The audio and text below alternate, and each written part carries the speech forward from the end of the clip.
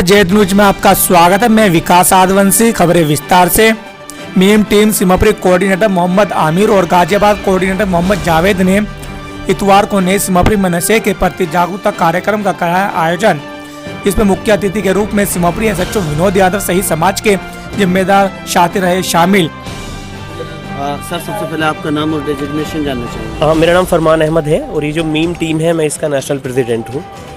जी।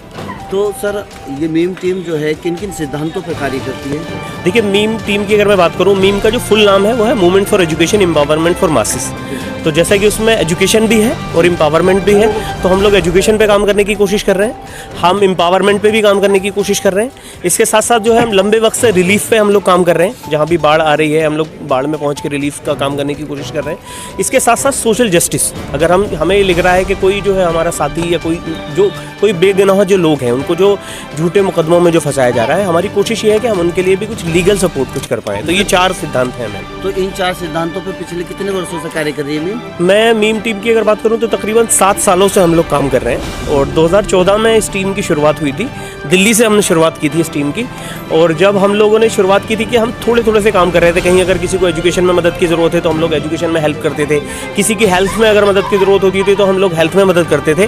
और पिछले 7 सालों से आज अगर मैं बात करूँ, दिल्ली से शुरू जो हुई थी ये टीम, आज के वक्त में अल्लाह का शुक्र ये है कि तकरीबन 12-13 स्टेट में हम लोग काम कर रहे हैं। और हम लोग अगर काम पे नज़र डालने की कोशिश करें तो हम बिहार में अगर बाढ़ आ जाती है तो दिल्ली के लोग बिहार में जाके बाढ़ में रिलीफ का काम पहुंच जाते हैं। 2017 में, 2019 में, 2020 में हम तीनों साल बिहार में गए काम करने के लिए।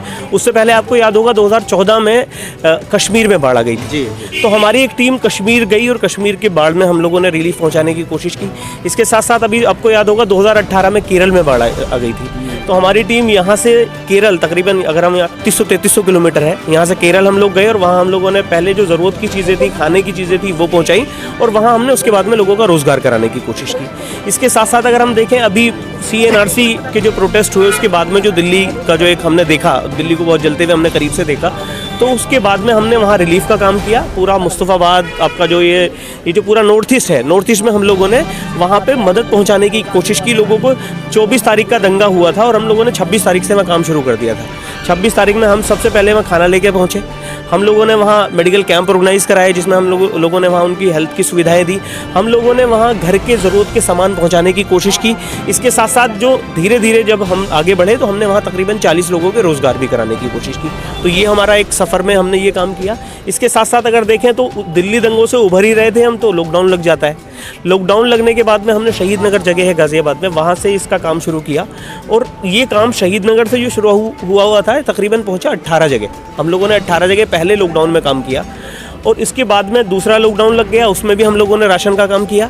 और राशन के साथ साथ में जो ऑक्सीजन पहुंचाने वाला जो काम था, हमारी टीम के जो साथी आपने कार्यक्रम में देखा भी होगा, सुना भी होगा, कभी हम लोग जा रहे हैं मुजफ्फरनगर, कभी हम लोग जा रहे हैं चंडीगढ़, कभी हम लोग जा रहे हैं पलवल।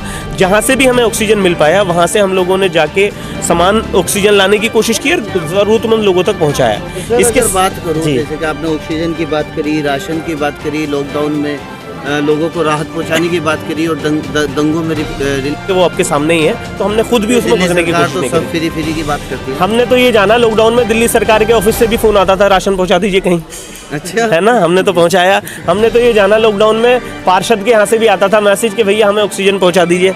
तो अगर सरकारों के हालात तो सबके सामने हैं, जग जाहिर हैं हालात, वो आप सब हमने देखे हैं। तो सर, मैं जानना चाहूँगा कि आगे भविष्य में क्या प्लानिंग है? भविष्य में हम लोग एजुकेशन पे काम कर रहे हैं और एजुकेशन पे मैं चाहूँगा आप हमारे सेंटर पे विजिट करें। हम लोगों ने शहीद नगर में एक ट्रेनिंग सेंटर खोला है, जिस ट्रेनिंग सेंटर में हम लोग एक तो गवर्नमेंट जॉब की तैयारी करा रहे हैं, जो 10वीं और 12वीं के बाद की जॉब है अभी, क्योंकि आपने देखा नशे पे कार्यक्रम था और क्योंकि उसी से हमें ये आइडिया आया, क्योंकि लड़कों के पास, यूथ के पास विकल्प नहीं है कोई। उस विकल्प को बनाते हुए हमने एक ट्रेनिंग सेंटर खोला है जहाँ हम लोग गवर्नमेंट जॉब की तैयारी करा रहे हैं, जहाँ हम अपने लड़के लड़कियों को कंप्यूटर की ट्रेनिंग दे रहे हैं, वहीं हम लड़कियों को ड्रेस डिज़ाइनिंग सिखा रहे हैं। इसके साथ साथ जो है हम इंग्लिश स्पीकिंग सिखा रहे हैं और एक हमने उर्दू का कोर्स शुरू किया है आलिमा का। ये हम 5 कोर्स चला रहे हैं। तकरीबन 250 बच्चे हमारे पास इस वक्त आते हैं और ये पूरी तरीके से फ्री हम लोग चलाने की कोशिश कर रहे हैं। अच्छा, ये नेकी की दीवार पीछे दिख रही है, तो इससे क्या मतलब मैसेज जा रहा है? देखिए, बड़ा खूबसूरत, बड़ा आसान और बड़ा सरल कॉन्सेप्ट है। आप अपने घर के बाहर एक बैनर लगा दें नेकी की दीवार का, और इस पर लिखा है, जो मैसेज लिखा है ना, जो आपके पास अधिक है वो यहाँ छोड़ जाए, जिसकी आपको ज़रूरत है वो यहाँ से ले जाएं। हम क्या देखते हैं सर्दियों में अक्सर क्या होता है कि मेरी जैकेट जो पिछले साल ली थी इस बार नया फैशन आ गया, मैं नए के चक्कर में हूँ। तो जो घर पे जो बहुत सारा सामान है, वो जूते हो सकते हैं, वो कपड़े हो सकते हैं, वो ज़रूरत का सामान ऐसा हो सकता है हमारे घर में पड़ा रहता है। हम ये चाह रहे हैं इस कॉन्सेप्ट के माध्यम से कि जो भी आपके घर के पास सामान है वो आप यहाँ पे देके चले जाएं। हो सकता है आपके घर का ये स्वेटर या जर्सी किसी दूसरे बंदे को सर्दी से बचा ले। तो ये कॉन्सेप्ट पिछले 2 साल पहले हमने शुरू करने की कोशिश करेंगे और बड़ा सरल कॉन्सेप्ट है, कोई भी इसको लगा सकता है। अच्छा सर, मीम से जुड़ने के लिए क्या प्रोसेस है? बिल्कुल सिंपल और सरल प्रोसीजर यही है कि आपके पास अगर वक्त है और आप अगर चाहते हैं खिदमत करना तो आप हमारे साथ जुड़ सकते हैं। हमारा व्हाट्सअप ही ऑफिस होता है, उसी व्हाट्सअप ग्रुप के माध्यम से मीटिंग होती है, उसी पे चर्चा होती है, तो वहीं से हम लोग काम करने की कोशिश कर रहे हैं। और एक छोटा सा बड़ा मिनिमम सा एक हमने मेंबरशिप रखी है, अभी पहले थी भी नहीं, अभी रखी है, क्योंकि टी शर्ट भी बनती है तो उसका भी पैसा खर्च होता है, तो उसके लिए एक छोटा सा एक अमाउंट हमने फिक्स किया है। उसके बाद आपके पास है, अगर आपके पास वक्त है, आप जुड़ना चाहते हैं और आपके पास वक्त है तो आप जुड़िए महीने में। आपके पास आप फाइनेंशियल मदद कर सकते हैं, आपके 100 रुपये जोड़ के हम 10 लोगों से 1000 बना के वो किसी की मदद कर सकते हैं, तो वो भी हम लोग करने की कोशिश कर रहे हैं। हमारा ऑफिस है बंगाली होटल पर, शहीद नगर बंगाली होटल पर हमारा ऑफिस है, D462। दूसरी मंजिल पे हमने अभी 2 महीने पहले ही ट्रेनिंग सेंटर खोला है, वहीं पे हमारा ऑफिस है मीम का, तो वहाँ आप आके विजिट कर सकते हैं। क्षेत्रवासियों और भारत की जनता को क्या मैसेज देना चाहेंगे? भारत की जनता और क्षेत्रवासियों को यही संदेश देना चाहूँगा, बड़ा मुश्किल वक्त है, हालात बड़े नाजुक हैं, हम देख रहे हैं हर तरफ नफरत का माहौल है। ऐसे में प्यार और मोहब्बत का पैगाम बांटने की कोशिश करें, भाईचारा फैलाने की कोशिश करें।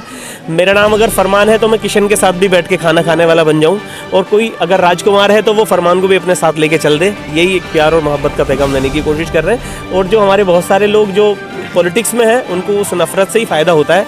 उनके लिए ये संदेश है, भैया लगेगी आग तो आएंगे कई मकान जद में, और भैया इस गली में, इस पड़ोस में, इस क्षेत्र में हमारा मकान थोड़ी है, तो उनका भी घरों में आग लग जाएगी अगर वो नहीं सुधरेंगे और नहीं मानेंगे। बट अभी वो रोटियां उनकी उसी पे सिक रही नफरत पे। चलिए, बहुत बहुत thank you. When you are done, मतलब मैं काम करूंगा, थकूंगा नहीं कभी भी, रुकेंगे तब जब काम पूरा हो जाएगा। तो आप सबके सहयोग से अभी चल रहा है, कोशिश कर रहा हूँ जहाँ जहाँ जो सुधार ला सकें। और जब आप जैसे लोग हैं साथ में तो मुझे बिल्कुल कोई दिक्कत नहीं होगी कभी भी। कोई शिकायत हो कभी भी, खाना खुला है सभी के लिए, उसमें कोई डरने की जरूरत नहीं है किसी को कि आप खाने में आते हुए किसी को डर लगे, या शायद कुछ माहौल बदला भी होगा, आ भी रहे, बता भी रहे। जितनी समस्याएं मैं सुलझा सकता हूँ मैं हाथ पैर सुलझा लेता हूँ, और जिसमें थोड़ा टाइम लगता है तो वो भी मैं कोशिश करता हूँ कि हो जाए धीरे धीरे, जैसे भी जिसकी हो सकती है। और जो NGOs वाले हमारे यंग हैं, बिल्कुल यंग साथी हैं, मैं चाहूँगा हमारी एक स्कीम चल रही है तरंग, उससे जुड़े आप भी, तो वो दिल्ली पुलिस की तरफ से बन रही है, तो सभी का कंसर्न है ऑफिसर्स का भी, तो ये बहुत ही अच्छी NGO है। मैं चाहूँगा मिले सबसे ना। आप गए थे वहाँ पर क्या? अच्छा, जा नहीं पाए, कोई भी नहीं जा पाए सर। अरे फिक्स हो गया था पहले ही। हाँ, नेक्स्ट टाइम मैं बड़ा अच्छा कराऊंगा। कल कलंदर में हमने एक प्रोग्राम किया था बहुत अच्छा, डीसीपी साहब खुद आए थे और 200-250-300 लोग थे, नशे के खिलाफ ही था, और बहुत बढ़िया प्रोग्राम हुआ था। मैं उसकी वीडियो शेयर करूंगा आपको ग्रुप में ना, आप देखना, बहुत अच्छा था। Thank you.